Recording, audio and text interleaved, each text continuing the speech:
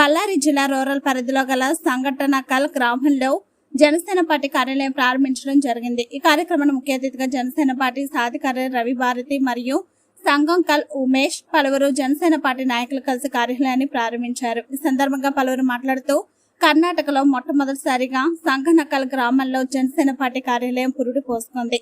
పవన్ కళ్యాణ్ చేస్తున్న మంచి పనులకు ఆదరణ పెరుగుతోంది. ఆంధ్రలోనే కాకుండా రాబోయే కాలంలో అన్ని రాష్ట్రాలలో జనసేన పార్టీ పోటీ చేసేందుకు సిద్ధంగా ఉందని వారు అన్నారు.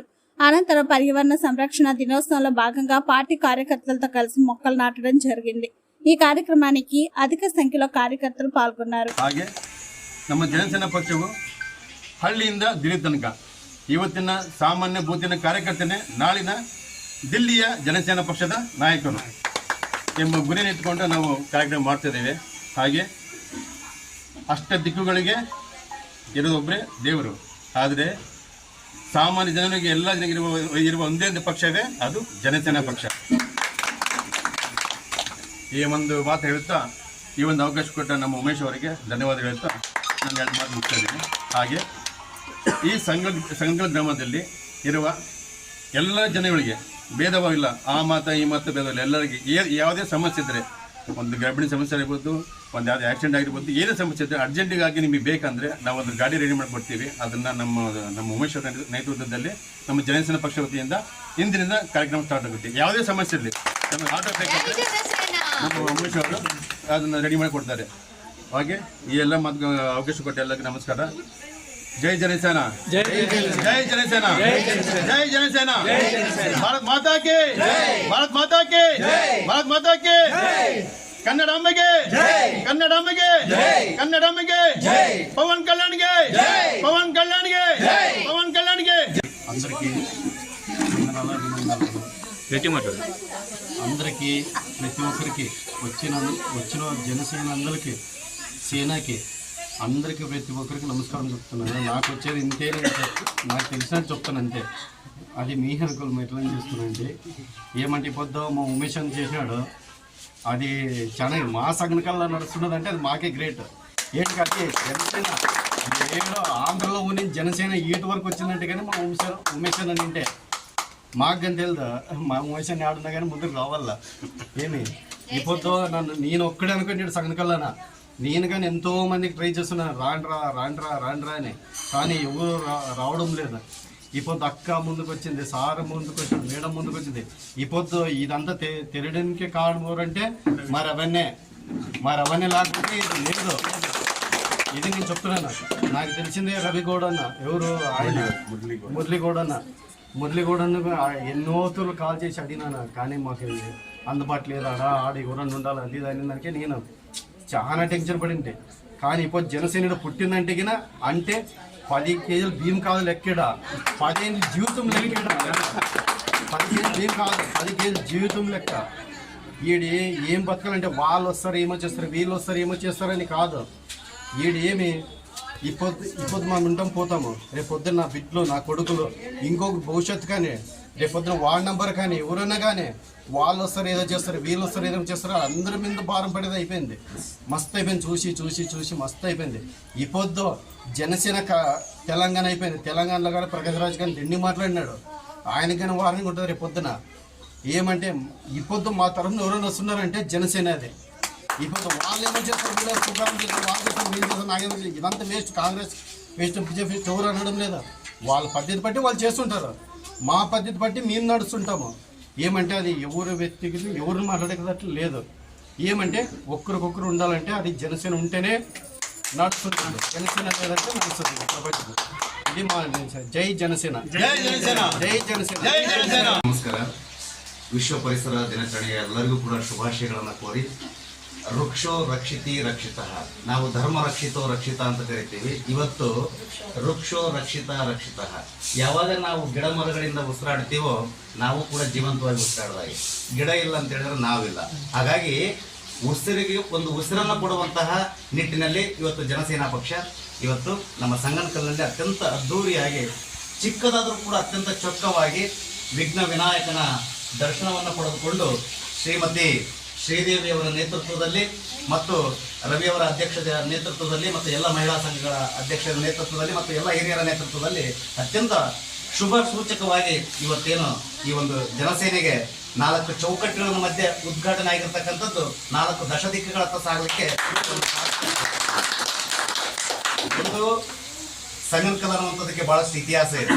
ನಾವು ಹೆಚ್ಚಿನದಾಗಿ ಇತಿಹಾಸವನ್ನು ಹೇಳಕ್ ಹೋಗದೇ ಇದ್ರೂ ಕೂಡ ಇನ್ ದ ಇಯರ್ ಆಫ್ 1856 1856ರಲ್ಲಿ ರಾಬರ್ಟ್ ಬ್ರೂಸ್ಫುಟ್ ಅನ್ನುವಂತಹ ವ್ಯಕ್ತಿ 50,000 ಕಿಲೋಮೀಟರ್ಗಳ ಕುದುರೆ ಮೇಲೆ ಇಲ್ಲಿ ಬಂದ್ಬಿಟ್ಟು ಇಡೀ ಸಂಗನಕಲ್ಲನ್ನು ಅಧ್ಯಯನ ಮಾಡ್ಕೊಂಡು ಜಗತ್ತಿಗೆ ಶಿಲಾಯುಗದ ಜನರು ಎಲ್ಲ ನಾಗರಿಕತೆಗಳು ನದಿ ಬಯಲಿನಲ್ಲಿ ಮಾಡಿದ್ರೆ ಬರಡು ಭೂಮಿಯಲ್ಲಿ ನಾಗರಿಕತೆ ಉಟ್ಕೊಂಡಿರ್ತಕ್ಕಂಥ ಏಕೈಕ ದಕ್ಷಿಣ ಭಾರತದ ಹಳ್ಳಿ ಅಂತ ಹೇಳಿದ್ರೆ ಇದು ಸಂಗನಕಲ್. ಹಾಗಾಗಿ ಈ ಸಂಗನಕಲ್ಲಿಗೆ ಅತ್ಯಂತ ಅದ್ಭುತವಾದಂತಹ ಭವಿಷ್ಯವಿದೆ. ಇದೇ ದಿಕ್ಕಿನಿಂದನೇ ಇವತ್ತು ಜನಸೇನೆಗೆ ಇಡೀ ದೇಶದುದ್ದಕ್ಕೂ ಕೂಡ ಸಾಗಲಿಕ್ಕೂ ನಮ್ಮ ರವಿಯವರ ನೇತೃತ್ವದಲ್ಲಿ ಇದು ಸಾಗಲಿ, ಪ್ರತಿಯೊಬ್ಬರಿಗೂ ಕೂಡ ಇದರ ಆಶಯಗಳು ತಲುಪಲಿ. ಒಂದು ಜನಸೇನೆಯ ಒಂದು ಉದ್ದೇಶವನ್ನ ಇಟ್ಕೊಂಡು ಏನು ಈ ಕಾರ್ಯಕ್ರಮವನ್ನ ಮಾಡ್ತಾ ಇದ್ರೆ ತಾವೆಲ್ಲರೂ ಕೂಡ ತುಂಬಾ ಸಂತೋಷ.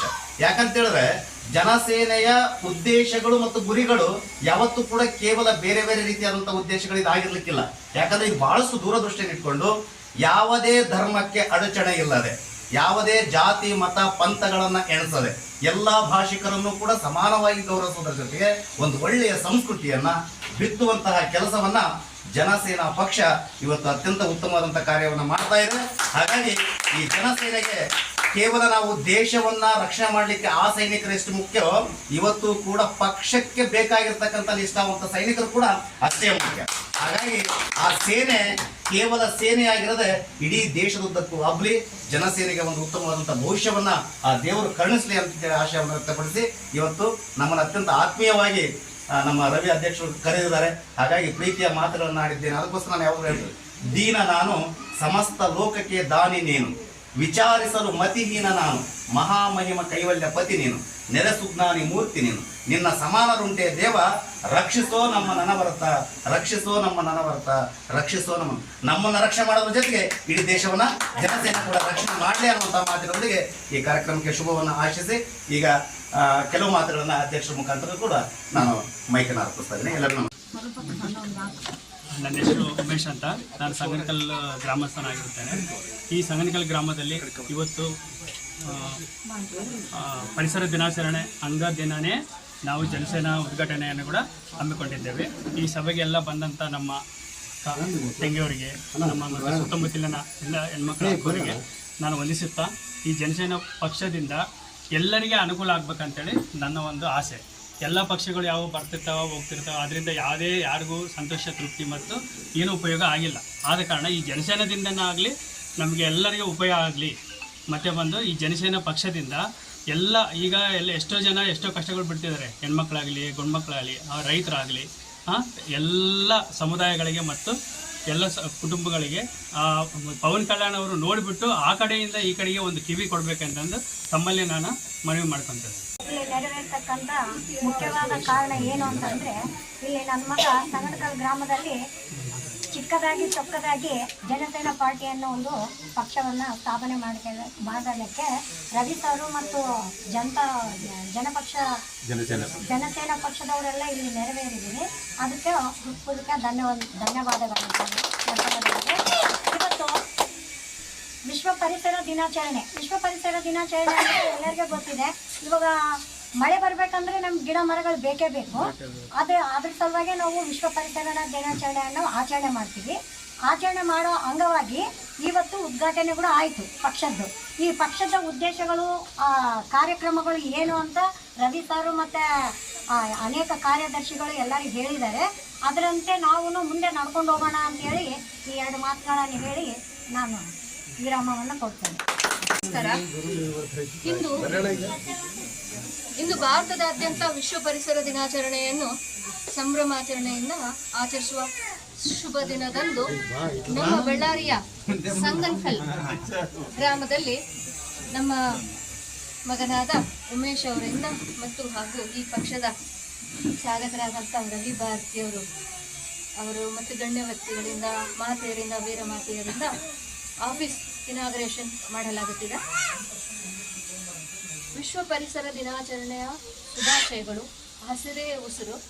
ವೃಕ್ಷ ಮಾತೆಗೆ ನಮಿಸುತ್ತಾ ಹಾಗೆಯೇ ಸಂಗನಕಲ್ ಗ್ರಾಮ ದೇವತೆಗೆ ನಮಿಸುತ್ತಾ ಎಲ್ಲರೂ ಪರಿಸರವನ್ನು ಉಳಿಸಿ ಬೆಳೆಸಿ ಈ ಒಂದು ನಿಟ್ಟಿನಲ್ಲಿ ಬರೀ ಜನಸೇನಾ ಪಕ್ಷ ಸಮಾಜ ಸೇವೆ ಅಂದರೆ ಪ್ರಜೆಗಳ ಸೇವೆ, ವಿದ್ಯಾರ್ಥಿಗಳ, ರೈತರ, ಸೈನಿಕರ ಮತ್ತು ವಿವಿಧ ರೀತಿಯ ಕ್ಷೇತ್ರಗಳಲ್ಲಿ ಅಲ್ಲದೆಯೇ ಪ್ರಕೃತಿಯನ್ನು ಕೂಡ ಸಂರಕ್ಷಿಸೋ ಕೆಲಸ ಮಾಡುತ್ತೆ, ಪ್ರಕೃತಿಯನ್ನು ಉಳಿಸಿ ಬೆಳೆಸೋ ಕೆಲಸವನ್ನು ಮಾಡುತ್ತೆ ಅಂತ ಹೇಳುತ್ತಾ ಮುಂದಿನ ದಿನಮಾನಗಳಲ್ಲಿ ಜನಸೇನಾ ಪಕ್ಷದ ವತಿಯಿಂದ ಸಸಿಗಳನ್ನು ನೆಡೋ ಕೆಲಸವನ್ನು ಮಾಡಲಾಗುತ್ತಿದೆ. ಎಲ್ಲರೂ ನೀವೆಲ್ಲರ ಬಗ್ಗೆ ಸಹಕಾರ ಕೊಡಬೇಕು ಅಂತ ಹೇಳುತ್ತಾ ಜನಸೇನಾ ಪಕ್ಷದ ಸಾಧಕರಾಗಿ ವೀರ ನಾರಿಯಾಗಿ ಪದ್ಮಾವತಿ ಸುಭಾಷಾಚಾರ್ಯ.